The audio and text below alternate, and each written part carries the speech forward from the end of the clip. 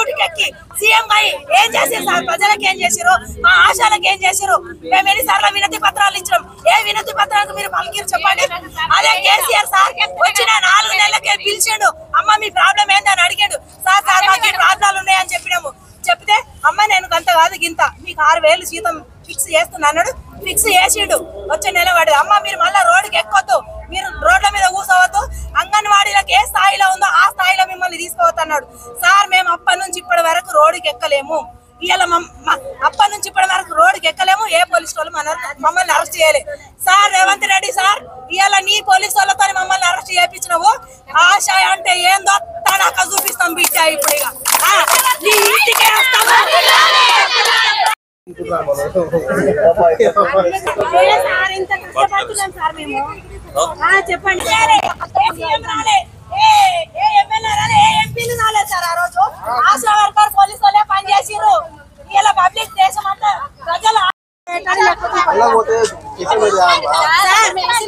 మనము ఇంకేముంది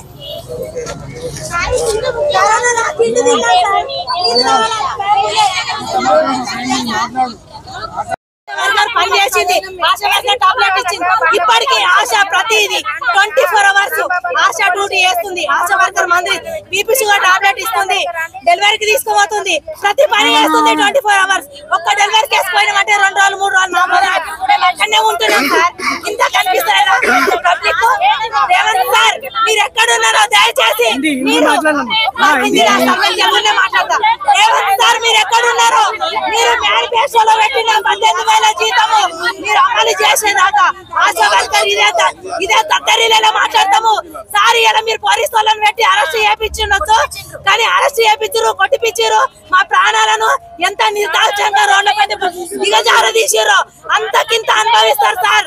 సార్ మేము ఎలా చెప్పి మేము కమిషనర్ ఆఫీస్కి వచ్చాం. మేము వినతి పత్రం ఇవ్వడానికి వచ్చాము. మేము ధర్నాకు రాలే, ఒకరు దోపిడీ చేయలే, ఒకరు ఇల్లు దోషం రాలే.